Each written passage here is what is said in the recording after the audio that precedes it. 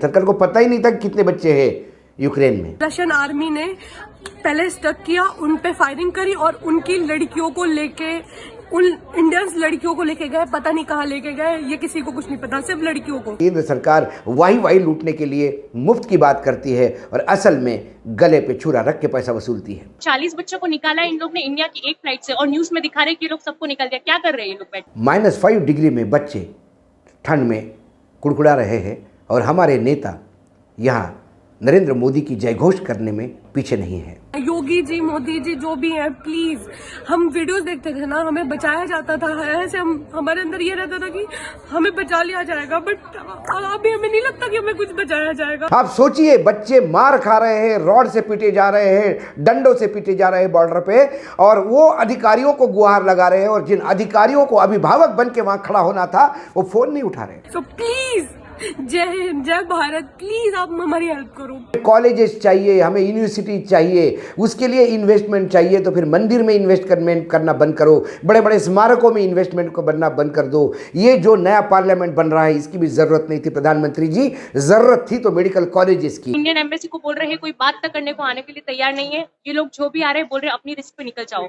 बाहर ऐसी सिचुएशन बिल्कुल भी नहीं है कि 5 मिनट में आप लोग खड़े रहो। सारी कंट्रीज की सारी गवर्नमेंट्स ने उन लोगों को निकाल लिया है, but Indian government is doing nothing for us. They are saying they are evacuating the Indian citizens from border. The border is 800 kilometres from our current location. नमस्कार, स्वागत है आपका हिंद वॉइस में। लेकर आया हूं आपका अपना कार्यक्रम अशोक वानखेड़े बोलता है। अशोक वानखेड़े बोलता है तो फिर अशोक वानखेड़े तोलता है, और इस बार तुलेगी हमारी केंद्र सरकार। अब आप भी पूछोगे कि हमेशा केंद्र सरकार, राज्य सरकारें तुलते क्यों हैं? क्योंकि साहब सवाल उन्हीं को पूछे जाएंगे, क्योंकि जवाबदेही भी उनकी बनती है। मैं बात करूंगा यूक्रेन में फंसे हुए हमारे भारतीय छात्रों की। हाल ही में एक टीवी पे वीडियो देखने को आया, सोशल मीडिया पे बड़ा वायरल किया बीजेपी के आईटी सेल ने, कि हमारे जो एविएशन मंत्री है ज्योतिरादित्य सिंधिया, वो प्लेन में अंदर चले जाते हैं और छात्रों को भाषण देते हैं इंग्लिश और हिंदी में, और बताते हैं कि नरेंद्र मोदी के नेतृत्व में आपका स्वागत है भारत में, और कैसा आपको तुरंत हमने यूक्रेन में क्राइसिस होते से ही भारत ले आए।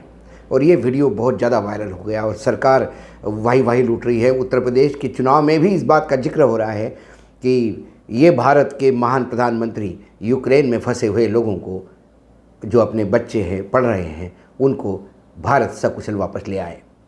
कितने बच्चे वापस ले आए? जो बच्चे वापस ले आए हैं वो 300-400 हैं। फंसे कितने बच्चे हैं? आपको आश्चर्य होगा ये जान के, भारत सरकार के पास भी ये आंकड़ा नहीं है कि कितने लोग फंसे हैं। अलग अलग जगह से जो खबरें आ रही हैं, जो बच्चे कुछ आए हैं, जो बच्चे टेलीविज़न पे या जो बच्चे वीडियो भेज रहे हैं सोशल मीडिया पे, कोई बताता है कि इस शहर में 5000 बच्चे हैं, कोई कहता है कि इस जगह बच्चे हैं।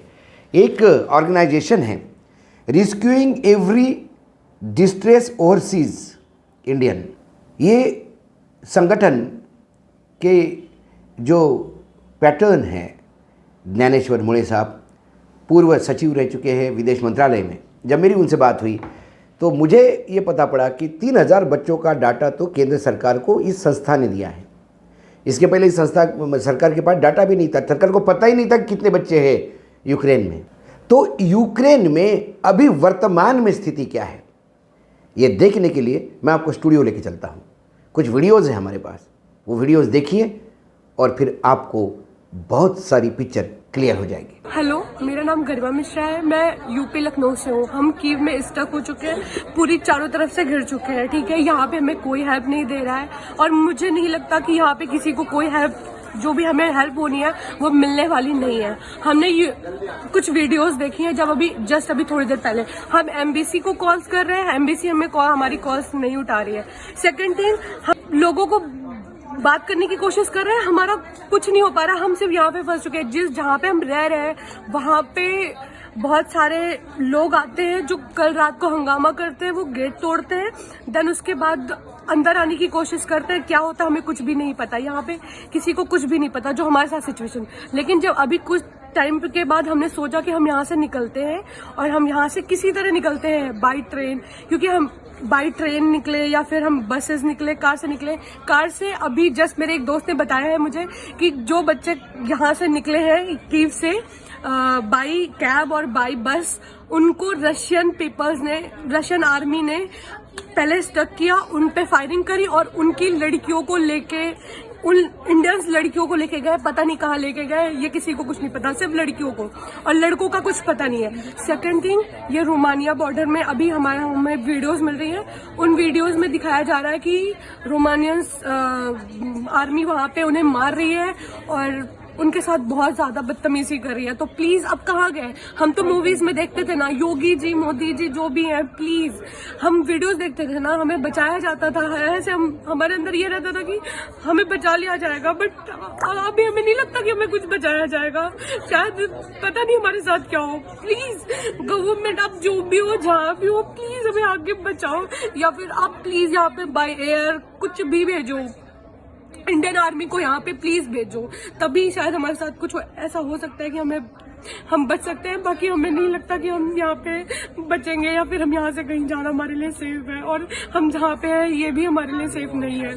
सो प्लीज, जय हिंद, जय भारत, प्लीज आप हमारी हेल्प करो, प्लीज।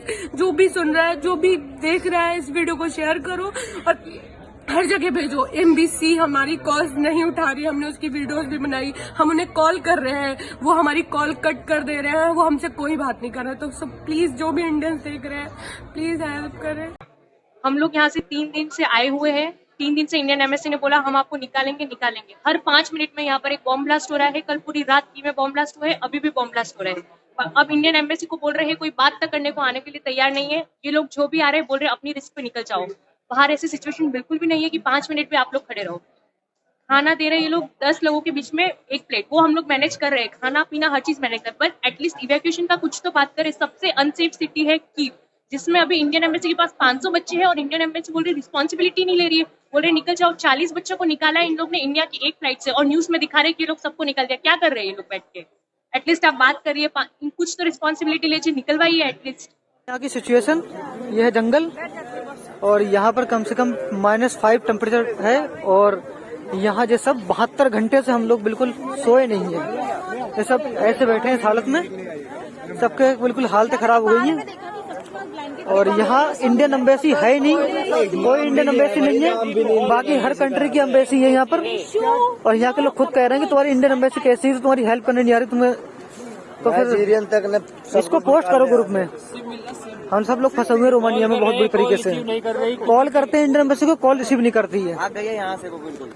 देख लिया आपने वीडियो, जो दिखता है वो सही है, क्योंकि जो बातें होती है, सरकार तो हमेशा, मैं तो हमेशा कहता हूँ 2014 के बाद सरकार ने मुंह खोला तो झूठ बोलने के लिए। कहाँ गलतियाँ हो गई है? गलतियाँ हो गई कि सरकार ये तय ही नहीं कर पाई कि यूक्रेन के क्राइसिस कितने बड़े होंगे।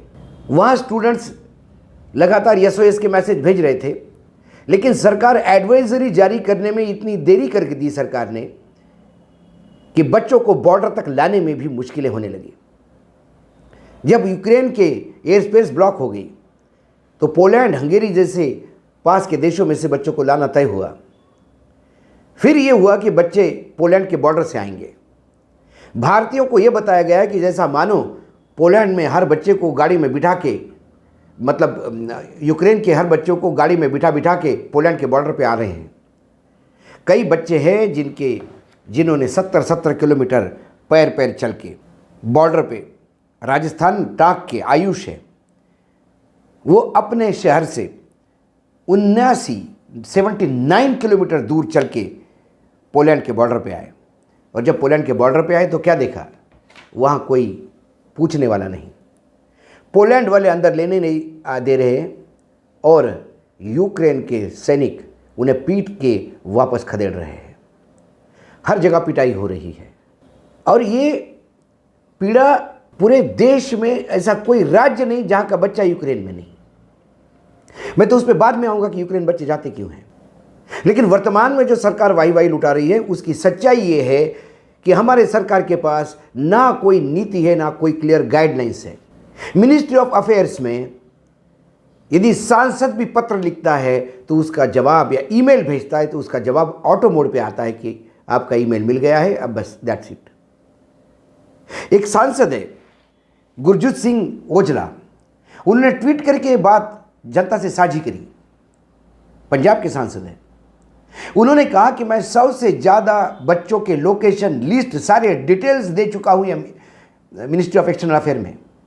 मैं पत्र भेजता हूँ, मुझे पता ही नहीं कि मेरी इस शिकायत का कि उन बच्चों का कोई पूछने वाला नहीं है, आगे होता क्या है, क्योंकि मुझे कोई उधर से इंफॉर्मेशन मिल नहीं रही है।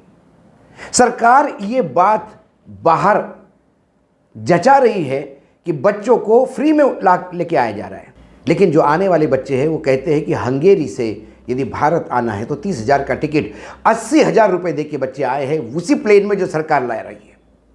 मैं आपको थोड़ा पीछे लेके चलता हूँ। कोविड-1 में जब वो मजदूरों ने पैदल आना शुरू कर दिया रोड पे, तब फिर ट्रेनें शुरू हुई और ये कहा गया कि इन ट्रेनों से सरकार मुफ्त में लाएगी। पहले रेलवे मंत्रालय ने कहा कि ये मुफ्त में लेके आएगी, पर मुफ्त में लाने का क्या प्रोसीजर क्या है।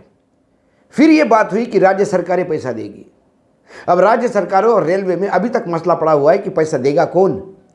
कुछ लोगों ने पैसा देके अपने खुद के टिकट लेके लाया दिया और कुछ लोगों ने राज्य सरकार के भरोसे राज्यों ने टिकट बुक किया और राज्य सरकार क्लेम कर रही है इनको। कई जगह कन्फ्यूजन फैला है क्योंकि सरकार, केंद्र सरकार वाही लूटने के लिए मुफ्त की बात करती है और असल में गले पे छुरा रख के पैसा वसूलती है। शर्म नहीं आती 80,000 रुपये बच्चों से वसूलने हुए। हो सकता है कि प्लेन ने ज़्यादा टिकट लिया हो, मैं ये नहीं मानता कि सरकार ने कोई गलती की हो। सरकार ने दिए होंगे 80,000 रुपये, लेकिन क्या सरकार बच्चों को सब्सिडी नहीं दे सकते? चुनाव के टाइम बहुत सारी फ्री की घोषणाएं होती है, नेताओं के इलाज के ऊपर करोड़ों रुपए खर्चा होता है, लेकिन जो बच्चे अटके हुए हैं ऐसे आपदा में, उनके लाने पे भी यदि कोई पैसा वसूलता होगा तो इससे ज़्यादा शर्मसार बात नहीं है। बच्चे कुछ मुंबई में लैंड हो रहे, कुछ दिल्ली में लैंड हो गए, उनके पास पैसे नहीं घर जाने के, वहाँ की यूनिवर्सिटी कर करके भी कितना करें। एटीएम बंद हो गए तो यूनिवर्सिटी ने कुछ पैसे दिए, रहने की व्यवस्था की, कुछ खाने को दिया, लेकिन अब जब सब कुछ बंद है वहाँ पे तो यूनिवर्सिटी भी क्या करेगी? कम से कम वहाँ की यूनिवर्सिटियों ने कुछ मानवता तो दिखाई। मुझे याद है एक केस आज से 1 साल पहले रिपोर्ट हुआ है, एक होनहार बच्ची आंध्र प्रदेश की जिसका बाप स्कूटर मैकेनिक है, वो श्री राम कॉलेज में यहाँ एडमिशन लेती है इकोनॉमिक्स में। वो सोचती है कि मेरे घर का उत्थान करूंगा, मेरे परिवार को मैं आगे बढ़ाऊंगी। उसके बाद लॉकडाउन होता है, बच्ची घर में है, ऑनलाइन क्लासेस है, ऑनलाइन क्लासेस के लिए उसके पास कुछ नहीं है। उसको जो स्कॉलरशिप केंद्र सरकार दे रही थी वो कहती है कि अभी आपको दिसंबर तक इंतज़ार करना पड़ेगा, 3 महीने और।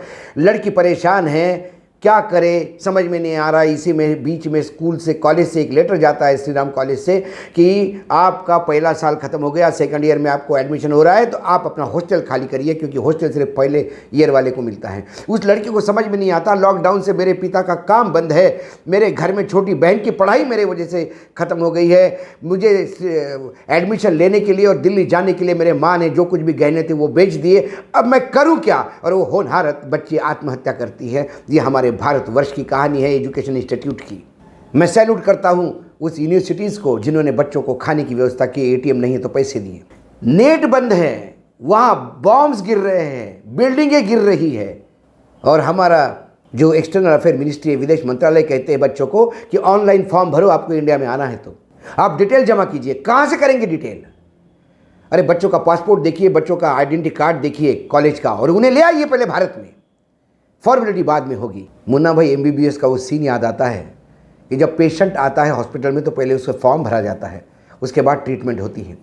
वैसा ही कुछ सीन आज पोलैंड और हंगेरी के बॉर्डर पे है, जो -5 डिग्री में बच्चे ठंड में कुड़कुड़ा रहे हैं, और हमारे नेता यहाँ नरेंद्र मोदी की जयघोष करने में पीछे नहीं है। ऑपरेशन गंगा क्या नाम दिया? गंगा को पृथ्वी पे लाने के लिए है भगीरथ ने जो अथाह प्रयास किए। कम से कम उस प्रयासों को देख के, उतने प्रयास यदि हमारा देश करे, मिनिस्ट्री ऑफ एक्सटर्नल अफेयर करे और अधिकारी करे, तो शायद गंगा नाम देना सार्थक होगा। लेकिन जिस हिसाब से अभी गंगा मैली हो गई है, उतना ही मटमैला ये ऑपरेशन सामने आ रहा है। हिल जाता है बच्चों के वीडियो देख के। एक लड़की ने व्हाट्सएप चैट शेयर की है, वीडियो पे बताती है कि इस अधिकारी का नाम हमें मिला है, ना ये व्हाट्सएप पे रिप्लाई दे रहा है, ना फोन उठा रहा है। आप सोचिए, बच्चे मार खा रहे हैं, रॉड से पीटे जा रहे हैं, डंडों से पीटे जा रहे हैं बॉर्डर पे, और वो अधिकारियों को गुहार लगा रहे हैं, और जिन अधिकारियों को अभिभावक बन के वहां खड़ा होना था वो फोन नहीं उठा रहे। ऑपरेशन गंगा, गंगा को बदनाम करने का कोई एक जगह भी तो छोड़िए सरकार। बच्चे जाते क्यों हैं यूक्रेन? बहुत बड़ी बड़ी बातें करते हैं हम।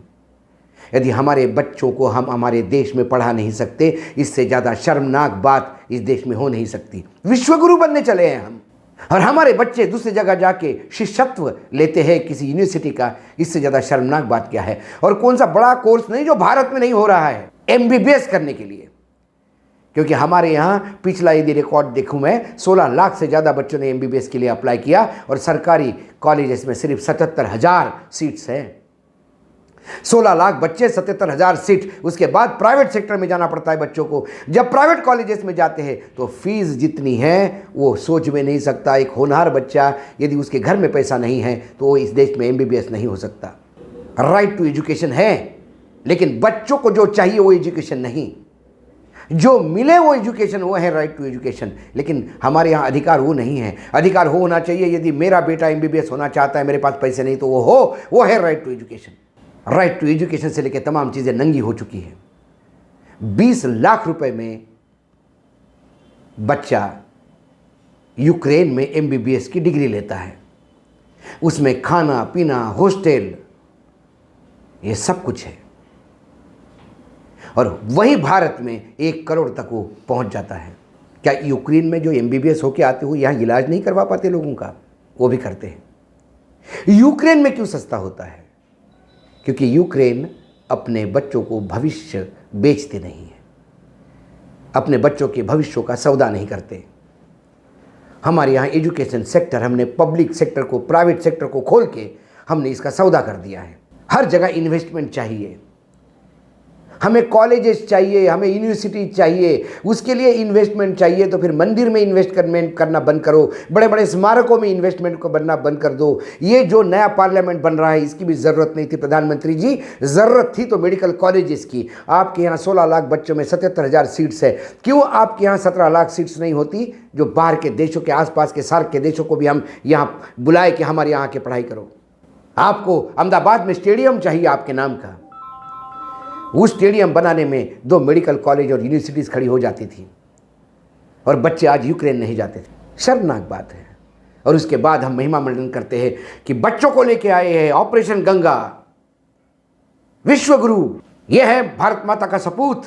जो बच्चों की प्रताड़ना है जो आपने वीडियो में देखी है, यदि ये आपके दिल में कहीं चोट पहुंचा रही होगी तो समर्थन करना मेरे बात का। मेरा भी बेटा कॉलेज में पढ़ रहा है। आज मैं समझ सकता हूं कि 2 दिन में उसका फ़ोन नहीं आया तो रात को खाना नहीं जाता। उस माँ बाप की स्थिति क्या होगी जिनको यही पता नहीं कि मेरे बच्चे जीवित आएंगे या नहीं। लानत है विदेश मंत्री पे, लानत है विदेश मंत्रालय पे, लानत है हमारे देश की सरकार पे, और लानत है सिंधिया साहब पे, जो स्वागत करते हुए 3 बार नरेंद्र मोदी का नाम लेके बच्चों को ये जताना चाहते हैं कि मोदी जी है तो बच्चे वापस आए। सिंधिया जी में वाकई दम हो, सिंधिया जी को वाकई अपने सिंधिया परिवार होने का गर्व है, तो कम से कम उन्होंने 2 शब्द उसके बारे में भी कहना चाहिए जो बच्चों को नहीं ला पा रहे। प्रधानमंत्री से तो ये आशा नहीं है, क्योंकि उत्तर प्रदेश के चुनाव हैं, और उत्तर प्रदेश के चुनाव में आपको सिर्फ राजनीति करनी है, बच्चों के लाने की भी राजनीति। आज इतना ही, फिर आऊँगा किसी विषय के साथ। तब तक के लिए नमस्कार।